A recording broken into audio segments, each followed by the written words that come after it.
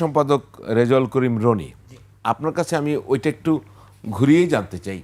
যদি হর্ষবর্ধন শ্রীংলা এবং আমরা যদি এই পত্রিকার রিপোর্টটি দেখি, ওয়াশিংটন পোস্ট, আমার মনে হচ্ছে এই ওয়াশিংটন পোস্টের যে প্রতিবেদন, যেখানে কয়েকজন নারী সাংবাদিক আলোচনার মাধ্যমে বেরিয়ে এসছে, সুতরাং ওখানে জামায়াত যে ক্ষমতায় আসতে পারে, কিভাবে আসতে পারে ভোটেই আমরা তাই ধারণা করব, সেটির একটি সম্ভাবনা তৈরি না হলে কেন আলোচনা হবে? তেমনি শ্রীংলা কেন আগেই বলে দিচ্ছে যে এটা না হলে কিন্তু তারা পারবে না, তাহলে তার ভিতরেও তো একটি আশঙ্কা তৈরি হচ্ছে। আশঙ্কা বা তার ক্ষেত্রে আশঙ্কা বা জামাতের ক্ষেত্রে আশা, আসলে কি?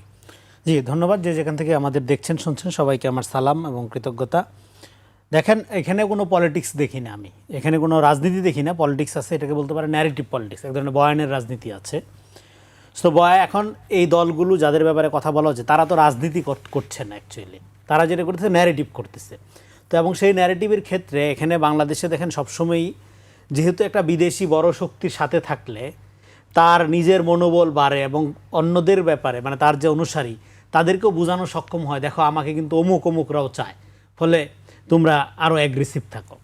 তো এইটা তারা যখন বলে, দেখেন এর আগে 3 মাস আগে আমি আরেকটা টেলিভিশনে আলোচনায় কিন্তু আমি এটা বলেছিলাম। হ্যাঁ, এই আপনার প্রিয় বক্তা মুফতি আমির হামজা কিন্তু বলেছেন যে আপনার আমেরিকা জামাতকে ক্ষমতায় দেখতে চায়। ফলে আপনি এই 22 তারিখের ওয়াশিংটনের খবর, আমার মনে হয় এটা খুব পুরানা খবর দিলেন আপনি। 3 মাস আগেই কিন্তু এই জিনিস মুফতি আমির হামজা, কুষ্টিয়ার যিনি জামাতের প্রতিনিধি, উনি কিন্তু বলেছেন যে আমেরিকা চায় জামাত ক্ষমতায়। আমির হামজা আর এই ওয়াশিংটন পোস্ট এক জিনিস না। হ্যাঁ, না, ফলে ওয়াশিংটন পোস্ট এখন বলাতে যেটা হলো আমির হামজার যে বক্তব্য সেটাই সত্য প্রমাণিত হইলো 3 মাস পরে। তাহলে এখন কথা হলো যে আপনাকে ওয়াশিংটন চায়, তুরস্ক চায়, অমুক চায়, তমুক চায়, আবার গোপনে দাদাদের সাথে মিটিংও করেন। শুধু বাংলাদেশে জনগণ চায় কি না এই ব্যাপারে আপনার কোনো খবর নেই। জিনিসটা ইন্টারেস্টিং না? 1 নাম্বার। এইবার আপনি আসেন যে হর্ষবর্ধন শ্রীংলার কথাটা ভাই যেভাবে বলছে উনি কোনো কন্ট্রাডিকশন দেখে না। আমি একটা তাৎপর্যপূর্ণ দিক দেখি, কারণ উনি হর্ষবর্ধন শ্রীংলা এখানে কিন্তু দায়িত্ব পালন করেছিল বাংলাদেশে হাই কমিশনার হিসেবে ভারতের তরফ থেকে 16 থেকে 19 সাল পর্যন্ত। এর মধ্যে কিন্তু একটা রাতের ভোটে নির্বাচন আমাদের হয়েছে, উনি যেটা ধরেন একটা ঐক্যফ্রন্ট হয়েছিল 18 সালে, আপনাদের মনে আছে। হ্যাঁ, তারপরে আপনার খুব সুন্দরভাবে রাতের ভোট হয়ে গেছে। ফলে এখানে ইলেকশন যে ডিজাইন করে করা যায় এটার একটা প্রত্যক্ষ অভিজ্ঞতা তার আছে। উনি ওই সময় এখানে যে দায়িত্বে ছিলেন, ফলে সেই প্রত্যক্ষ অভিজ্ঞতার আলোকে উনি বলেছে এই গ্রুপটা যাদের কথা বলা হচ্ছে জামাতে ইসলামী, তারা ক্ষমতায় আসতে পারে শুধুমাত্র যদি এখানে একটা ইলেকশন রিগিং করা সম্ভব হয়। এবং ইলেকশন রিগিং করা সম্ভব কি না এই বিষয়ে আশঙ্কার কথা তো আমরা শুরুর থেকে শুনতেছি। কারণ হইল হাসিনা এখানে যে কাঠামোটা রেখে গেছে, হাসিনা কিন্তু কোনো নির্বাচন বাদ দেয়নি, সমস্ত নির্বাচন কিন্তু টাইম টু টাইম করছে, কিন্তু যেটা করতে দেয় না সেটা হলো ভোটাধিকার। ফলে এই কাঠামোর মধ্যে আপনি কিন্তু নির্বাচন করতে পারবেন খুব সুন্দরভাবে, কোনো সমস্যা নাই, কিন্তু চ্যালেঞ্জ হলো ভোটাধিকার নিশ্চিত করা। ফলে নির্বাচনও করা, রেজাল্টও আপনার মেটিকুলাস ডিজাইন বলেন বা ফেটিকুলাস ডিজাইন বলেন, যাই বলেন আপনি নিজের মতো করে নিয়ে আসেন, অসুবিধা নেই, কিন্তু চ্যালেঞ্জ হলো ভোটাধিকার নিশ্চিত করা। ফলে আমাদের সংগ্রামটা কি? আমাদের সংগ্রামটা হলো ভোটাধিকার নিশ্চিত করার সংগ্রাম। ফলে এখানে ক্যাবিনেট, ক্ষমতায় আসা, বিদেশি শক্তি, এম্বাসির ইনভলভমেন্ট, এগুলো সব কিছু নিয়ে আলাপ আছে। যেটা মিসিং সেটা হলো জনগণের এম্পাওয়ারমেন্ট, মানুষের সার্বভৌম ক্ষমতা প্রয়োগের যে এখতিয়ার, ভোটাধিকার নিশ্চিত কিভাবে হবে সেটা। জনগণ কি চায়, জনগণ আমাকে চায় কি হবে? তো সব ব্যবস্থা হচ্ছে, তো ব্যবস্থা হইলে তাহলে এই আলামতগুলো কিসের? এগুলো কেন? ব্যবস্থা হইলে আমাকে অমুক চায় তমুক চায় এই কথা তো আমার বলার দরকার নেই। আমার বলার দরকার বাংলাদেশের মানুষ আমাকে চায়, বাংলাদেশের মানুষ যদি যা চায় তাই হবে, আমাকেও না। দেখেন, এই ইলেকশনটা কিন্তু একটা সুন্দর ডিজাইনের মধ্য দিয়ে একটা দলকে যদি জেতানো হয়, আমি মনে করি তার পরম ক্ষতি করা হবে। এমন ক্ষতি করা হবে যে তার পরবর্তী সময়ে তার বংশের বাতি জ্বালানোর লোক খুঁজে পাওয়া কঠিন হয়ে যাবে। কারণ হইল কেন? কারণ হইল মানুষের মধ্যে একটা পলিটিক্যাল সেলফ কিন্তু তৈরি হয়ে গেছে এই গণ অভ্যুত্থানের মধ্য দিয়ে। ফলে আপনি কিছু লোকরে কিছু সময়ের জন্য বোকা বানাইতে পারবেন, কিন্তু সব লোকরে সব সময়ের জন্য বোকা বানাইতে পারবেন না। ফলে আপনি যদি মানুষ জানে কি হতে যাচ্ছে, মানুষ একাংশ মানুষকে তো সারা জীবনের জন্য বোকা বানানো যায়। সেই একাংশ যারা বোকা থাকতে চায়, হ্যাঁ, তারা সুখী মানুষ, তাদের নিয়ে আমাদের কোনো কনসার্ন নাই, বোকা থাকুক তারা, অসুবিধা নাই। কিন্তু আপনি যদি একটা শকিং কোনো কিছু করার চেষ্টা করেন, তার রিয়াকশন দেখেন, আপনার একটা ভোটাধিকার হরণ করার নানা প্রক্রিয়া, এইটাকে 15 বছর পরে হইলেও বাংলাদেশের মানুষ জবাব দিছে কিনা, এবং চূড়ান্তভাবে জবাব দিছে তো। ফলে আপনি যদি আপনার নিজের রাজনীতি বিকশিত করার দিকে মনোযোগী না হয়ে ছলে বলে কৌশলে ক্যাবিনেট দখলের দিকে মনোযোগী হন, এটা আত্মঘাতী রাজনীতি। আপনি যত বড় এই সুশৃঙ্খল দলই আপনি হন, কে, এই আপনি কাকে বলছেন, কোন দলকে বলছেন আপনি? মানে যেই দলই করুক, ধরেন আপনার ধরেন গণ অভ্যুত্থানের শক্তি, আমি আপনাকে একটা সুন্দর উদাহরণ দিই। ধরেন ৭১-এর আগের আওয়ামী লীগ, শেখ মুজিবুর রহমানের ভূমিকা এবং পরে আপনার বিতর্কিতভাবে সংবিধান সংশোধন থেকে শুরু করে বাকশালের যে ভূমিকা, তার মধ্যে দিয়ে যে হৃদয় বিদারক পরিণতি, হ্যাঁ, আপনার একই ঘটনার কি পুনরাবৃত্তি আপনি দেখতে পাচ্ছেন না? গণ অভ্যুত্থান, জুলাই চেতনার নামে, হ্যাঁ, জুলাইয়ের আকাঙ্ক্ষার বিরুদ্ধে রাজনীতি কি আজকে সবচেয়ে গতিশীল ভূমিকায় নাই? আছে তো। এখন যারা নিজেরা একদিকে তারা নিজেরা জুলাইয়ের আপনার ঠিকাদার আর সব গাদ্দার, এইভাবে সমাজকে বিভক্ত করেছে, যারা ইসলামী ভোট এবং অ-ইসলামী ভোট নামে সমাজকে বিভক্ত করেছে, তারাই বাংলাদেশের জনগণের এম্পাওয়ারমেন্টের বিরোধী। কারণ ৫ তারিখের পরে আমাদের দরকার ছিল জাতি গঠনের জন্য একটা জাতীয় ঐক্যের ভিত্তিতে রাজনীতি করা।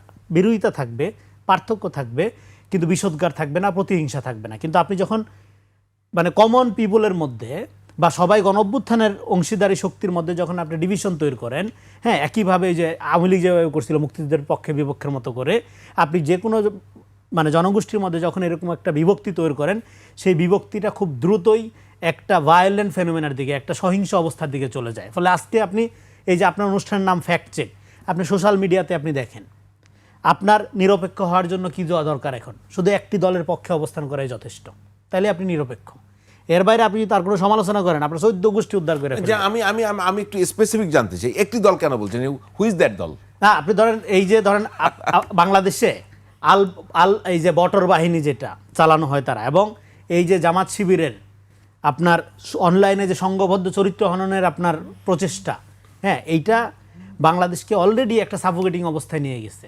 এটা নতুন করে মানুষ আর এই জায়গায় যাইতে চায় না। এবং অনেকে যেটা বলে, দেখেন আরেকটা কথা কিন্তু খুব পপুলার, হ্যাঁ, রিক্সাওয়ালা, সিএনজিওয়ালা, উবার চালকদের মধ্যে এইটা ঢোকানো হয়েছে যে অমুকরে দেখেছেন, তমুকরে দেখেছেন, এবার একটা আমাদের দেখেন। আমরা বারবার বলছি, এই কথাগুলো আমি এর আগেও বলছি, যে জামাত ইসলাম ক্ষমতায় আসলে দেশ কিভাবে চলবে তার ট্রেলর হইল বর্তমান গভর্নমেন্ট। কারণ নিরপেক্ষ জামাত ইসলাম দ্বারা এই সরকার পরিচালিত হয়, হ্যাঁ। তো এখন নতুন করে ক্ষমতা দেখার দরকার নেই। তারপরও আচ্ছা, মেনে নিলাম, আপনার কি মনে নাই ৯৬ সালে ক্ষমতায় আসার আগে শেখ হাসিনা ঠিক এই কথাই বলছিল যে অমুকরে দেখেছেন, তমুকরে দেখেন, এবার একটু আমাকে দেখেন। হজের পট্টিটা বাইন্দে আইসা সে বলে নেই সারা বাংলাদেশ চৈশা বেড়ায় যে একবার একটা সুযোগ দেন, বলে একই ফেনোমেনা। এই জন্য আওয়ামী বিরোধী আওয়ামী রাজনীতিটা, ভারত বিরোধী ভারতীয় রাজনীতি। আমি শেষ করে এই পয়েন্টটা, ফলে এটা করার মধ্য দিয়ে যেটা হচ্ছে পিপল এজেন্সি, জনগণের যে এজেন্সি, সেটাকে আন্ডারমাইন করা হচ্ছে। কিন্তু আমি তো ভিন্নভাবে দেখি যে জামায়াত যদি কিছু করে সেটা দোষের হয়। জামায়াতের সমাবেশগুলো তো আমরা দেখছি, সেখানে তো প্রচুর লোকের সমাগম হচ্ছে, কম না তো। জামায়াত যদি তার পক্ষে অবস্থান নেয় সেটা দোষের হয়। তো জামায়াত করলে দোষ, আমি তো উল্টোভাবেও দেখি। আপনি বলছেন যে তারা না করলে, আমি তো বলি জামায়াত যদি কিছু করে সেটা দোষ। তো জামায়াতের এত দোষ কেন? সে কি জুলাই আন্দোলনে ছিল না? সে কি মানুষের জন্য কাজ করছে না? সে কি তার পরিকল্পনা তুলে ধরছে না? সেটি একটি রাষ্ট্র ব্যবস্থা চায় না? তো সেভাবে যদি শুরু করতো, অবশ্যই মানুষের সমর্থন আছে বলেই তো হাজার হাজার মানুষ তার সমাবেশে আসছে। জামায়াতের সমালোচনা বা আলোচনা যাওয়ার আগে আমরা কিন্তু আসলে একই জায়গায় কথা বলেছি। সেটা হচ্ছে যে জনগণ আসলে কোথায়। আমি কিন্তু এই প্রশ্নটাই করেছিলাম যে এত যে ওয়েল প্ল্যান্ড, এত যে মেটিকুলার ডিজাইন, জনগণ কোনখানে, আমি কোথায়, আপনি কোথায়, আমাদের অবস্থান এখানে কোথায়? কারণ আপনি দেখেন, এই আমেরিকা কি বললো, রাশিয়া কি বললো, চায়না কি বললো, ভারত কি বললো, পাকিস্তান কি বললো, তুরস্ক কি বললো, তা আধিপত্যবাদের না বিরুদ্ধে সবাই। এখন তো দেখি আগে ছিল মোড়ল একটা, এখন দেখি ৬টা। আধিপত্যবাদ আরো ভালো করে নিয়ে আসা হচ্ছে, বহু অধিপতি, তাই না? তো এইটা তো আসলে রাজনীতি হতে পারে না। আমাদের বাংলাদেশের রাজনীতি হবে বাংলাদেশকে নিয়ে। আমরা আমাদের ভবিষ্যৎ ঠিক করবো, আমরা ভুল করলে আমরা ঠিক করব, আমরা ঠিক করলে আমরা ভুল করব, আমরা থাকবো। আপনার পরিবারের সিদ্ধান্তের মধ্যে বাইরের লোক ঢুকে, প্রতিবেশী ঢুকে না তো। তাইলে আপনি কি কারণে এত লোক ডাকছেন? এইবার আসেন জামাত ইসলামের কথা বলে। আমি কয়েকদিন আগে জারদারি সাহেব, পাকিস্তানের সম্ভবত একজন মন্ত্রী, তিনি একটা বক্তৃতা দিচ্ছিলেন। সেই বক্তৃতার মধ্যে আমি দেখলাম যে উনি বলছেন উর্দুতে, আমি যতটুকু বাংলা বুঝি আর কি, উর্দু ভালো বুঝি না, উনি বলছেন যে জামাতে ইসলাম তো পাকিস্তান হওয়ার আগে পাকিস্তানের বিরোধিতা করেছিল, এবং তারপর আমার মনে পড়লো তাই তো বাংলাদেশের সময় তো বাংলাদেশেরও বিরোধিতা করেছে। এবং একজন নির্বাচনে পদপ্রার্থী ব্যক্তি, উনি বলেছেন যে ওনার বাবা নাকি আদর্শিকভাবে বাংলাদেশের বিরোধী ছিল। আদর্শিকভাবে বাংলাদেশের বিরোধী থাকাই তো বাংলাদেশের বিরোধিতা করা। অন্য কোনভাবে বাংলাদেশের পক্ষে থাকা যায় বাংলাদেশের আদর্শের পক্ষে না থেকে? তো ওনারা বাংলাদেশ সবসময় বাংলাদেশেরও বিরোধিতা করেছে।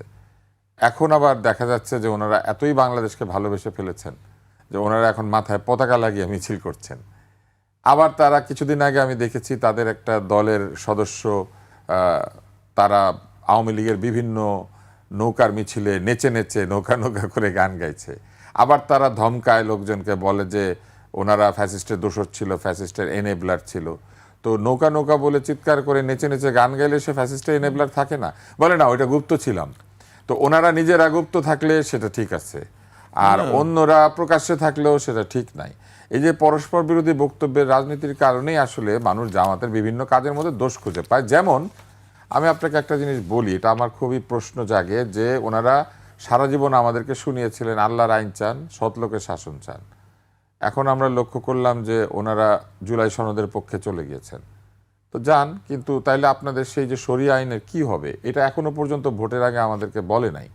এখন যে এত বছর ধরে যে ওনারা বললেন যে শরিয়া আইন প্রচলন করবেন, তারপরে আপনি সরিয়ে আনছেন না, আমি চাই না চাই সেটা পরের কথা। আমরা জনগণ তো এত বছর ধরে আপনি গল্প শুনিয়ে আপনি কি এখন বলবেন যে আমি গুপ্ত ছিলাম, এখন আর চাই না শরিয়া আইন, আমার দরকার নেই, আমি গুপ্ত অবস্থায় বলেছিলাম? এটা আসলে আপনার পরিকল্পনা, মেটিকুলাস ডিজাইনের অংশ। এটা বললে আমরা মানবো? এটা উচিত হওয়া। এবার আসেন, যারা এত বছরের বলা কথা থেকে সরে যাইতে পারে, তাইলে তারা আর কোথায় কোথায় সরেছে? তারা এখন বলছে তারা সুদবিহীন ঋণ দিবে সরকারের পক্ষ থেকে। সরকার যদি সুদবিহীন ঋণ দেয়, তাহলে সরকারের অধীনে অন্যরা কিভাবে সুদসহ ঋণ দেয়? এটা তো ওনারা ব্যাখ্যা করছেন না। আমার খুবই জানতে ইচ্ছা করে, আমি প্রত্যেকটা টকশো থেকে এটা জিজ্ঞেস করি, যে আমাদের এই যে গ্রামীণ ব্যাংক, এত যে এনজিও, এই যে যারা কিনা প্রচলিত ব্যাংকের চেয়ে বেশি সুদ নিয়ে লোকজনকে ধার দেয়, এদের তাহলে কি হবে? নাকি সরকার সুদবিহীন চলবে আর ওনারা সুদসহ চলবে? তাহলে এটা কেমন হইল? সুদবিহীনতাই যদি একটা বিরাট একটা উপকারের ব্যাপার হয়, তাহলে ওনারা কি বাংলাদেশে সুদ চালু রাখবে? অন্যান্য ব্যাংকে কি সুদ থাকবে? অন্যান্য ঋণের মধ্যে কি সুদ থাকবে? এটা ওনারা ব্যাখ্যা করছে না। এবং আরো মজার ব্যাপার হচ্ছে, আমার মনে আছে একসময় ওনারা স্লোগান দিতেন যে দাঁড়িপাল্লার মালিককে, এরকম একটা স্লোগান দিতেন।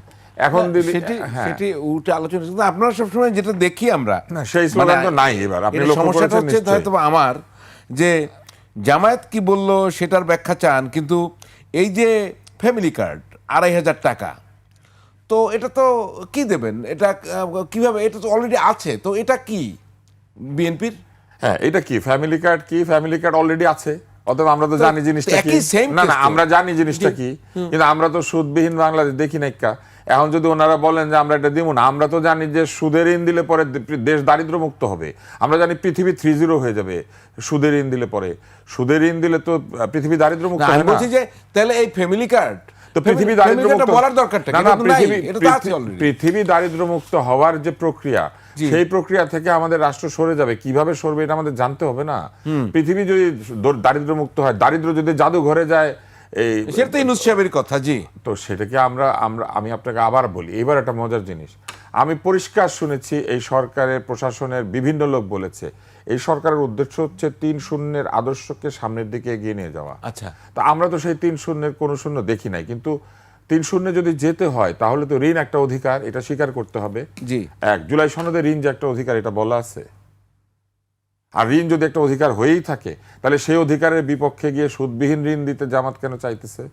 এইগুলো আমার কাছে আসলে মানে আমি আসলে প্যাচের মধ্যে পড়ে গেছি। সরকারের সাথে জামাতের যে চিন্তা থাকবে না, এই জামাত পরিষ্কার বলেছে এই সরকারের সবচেয়ে বড় সমর্থক তারা, এই অন্তর্বর্তী সরকার তারাই সবচেয়ে বড় সমর্থক। যেমন শেখ হাসিনা বলেছিলেন 111-এর সরকার তাদের আন্দোলনের ফসল। তাইলে আপনি আমাকে বলেন, আমার কাছে কি মনে হয় জানেন?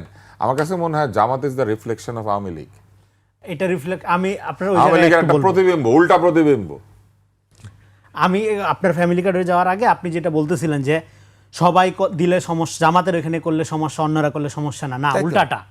শুধুমাত্র জামাত কোনো কিছু করলে, ধরেন জামাত যদি হাদিয়া নেয় সেটা কোনো সমস্যা না, কিন্তু আপনি যদি নেন সেটা চাঁদা।